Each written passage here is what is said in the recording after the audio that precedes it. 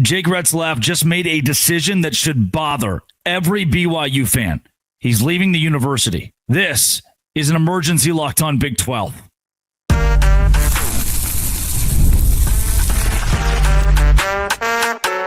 You are Locked On Big 12, your daily podcast on the Big 12 Conference. Part of the Locked On Podcast Network, your team every day. It is Sunday. Welcome into Locked On Big 12. I'm Drake Toll from America's #1 Big 12 podcast, Locked On Big 12. Thank you for making this show your first listen every single day. The only topic here, it's the biggest news in the conference. A contender is losing its starting quarterback. Jake Retzlaff plans to enter the transfer portal, leave the BYU program. That news broke today per Pete Thamel of ESPN, saying, in quotes, he had begun informing the staff and players of his plans to leave. Here is the number one thing that I want to drive home. The number one thing I want to drive home. If Jake Retzlaff could not contain himself from having relations outside of marriage, if he could not stop himself from acting in that way premaritally, why did he go to BYU? Why did he allow the fan base to fall in love with him? Why did he allow the fan base to do the BYU thing and show how the LDS community and BYU embraces those of other faiths or those who believe other things? Why did he become a figurehead for the university, a spokesperson for equity and inclusion at the university? And all the while, when he knew there was an honor code, when he signed on to the honor code, he understood, I guess, that if he broke that, I know he did. He understood if he broke that honor code, he would be suspended. What does he do? He breaks the honor code. He gets suspended and says, I'm leaving. So then why did you go to BYU? Why didn't you go somewhere else? And now that I looked in the report right here, that murmurs of Notre Dame, Northwestern, even Utah, though those are unverified, speculative, why didn't you go there in the first place? If you knew you were signing onto an honor code and you knew you were going to break said honor code, but you cannot deal with the consequences of that, especially after how BYU didn't come out guns a-blazing, didn't come out and cut him immediately. They said, hey, we'll go due process with this. We'll hear it out. It's in civil court. And Jake Retzlaff says, oh, you're going to suspend me? I hear from my sources between 3 to 7 games. And you broke the rules. You did something that I look around the locker room and the other members of this football team, many of which are members of the Church of Jesus Christ of Latter-day Saints. You don't think those guys don't want to get it on? Like let's be very clear about this. You're a 22-year-old college guy. There's one thing kind of at the peak of your mind a lot of the time, and it's that piece of lust, right? That would be the word that many people would use. And that proclivity is something that every other guy in this locker room has decided we're not going to do because of not just our faith, but our respect for the university, for the brand, for the fan base. And then one guy, not just one guy, the quarterback, this pivotal pillar of your football program that BYU has lauded for the last 2 seasons, the quarterback breaks that. Not some backup linebacker who just serves his time and says, look, I'm sorry. No, the quarterback breaks that. Now he has to face the consequences of his own actions at a university where he knew very well his actions were incorrect. And as soon as the consequences are given, he says, I'm out. Like, what does that say to you? Because to me, like, picture any other BYU football player from that locker room in your brain.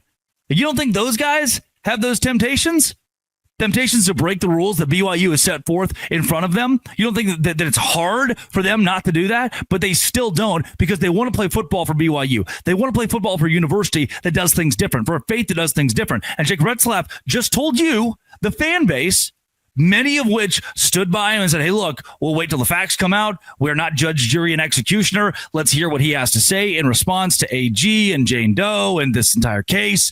And now he's in the transfer portal. So let's go back. Now that's me being that's why if I'm a BYU fan, I feel slapped in the face. We tried to stand by you. We didn't jump the gun. It was innocent or exonerated until proven liable or whatever the verbiage you want to use. And you just left when you couldn't follow the rules and you were punished for not following the rules, or there were inklings of punishment for not following the rules, you're like, no, just kidding, I'm going to leave. What did you think there would be? What is BYU supposed to do? They are the flagship university of one of the world's fastest growing faiths. They're not making an example out of you. They're not kicking you off the team, but there has to be a punishment here. So Retzlaff is accused of sexual assault. His accuser says it happens in 2023. Come to find, there are very flirty text messages between the two in January of 2024. Doesn't mean the sexual assault didn't happen. The accusation said that Retzlaff strangled, forced himself upon her, and it was all very unwanted. He says that it was a pleasant experience, uneventful, and that her true assailant was a Utah football player, and they were converging on Retzlaff to make money. That was one of the I'm not quoting that directly, but something along those lines was given in the countersuit from Retzlaff, who wants roughly $1 million from the woman who claims that he assaulted her. And all this comes out in the countersuit. Retzlaff admits, I did have sex with this person. I did violate the honor code. Hey, hand up, but I did it consensually. Here's how the encounter went. Here's what happened in the days after. Her words to Provo PD. Here are the flirty texts she sent me. You, the jury of my peers, you decide. What did he think was going to happen? What did he think was going to happen? That the university that is known for being very strict, very stern on these things, for saying, hey, we do things different. When you wear those 3 letters across your chest, we do things different, and you are expected to be held to the same standard as everyone else around you. As a member of the Church of Jesus Christ of Latter-day Saints who cannot partake in those things outside of marriage, you cannot either as a member of the BYU football team or gymnastics team or women's basketball team or any of those.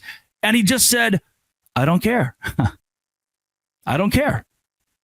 Why didn't you go to Northwestern in the first place then? Why didn't you go to Utah in the first place? Yeah, this is a fan base that stood up for a guy that man represented BYU, was a figurehead for BYU, and now he's like, oh, you're going to suspend me for doing exactly what you told me not to do?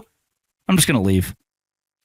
I mean, when I was a child, when I was like 12, like, hey, you're grounded. You're grounded from your phone. Give us your phone. Like, I didn't just leave. I got grounded from my phone. And that example is not apples to apples. But at some level, it's like, man, there are consequences for the actions you signed on to not do.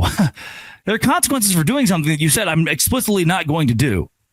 And I feel like it just sucks that the second the punishment comes down for you admitting to doing something you weren't supposed to do, you're like, I don't want to do that.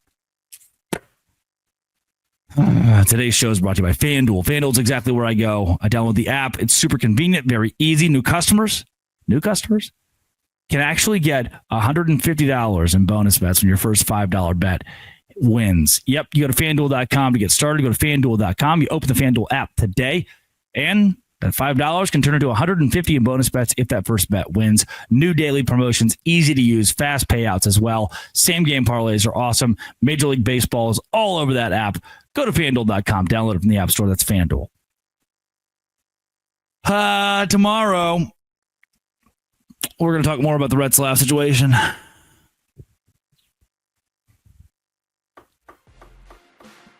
already recorded a whole show, so I'm probably going to have to post that, huh?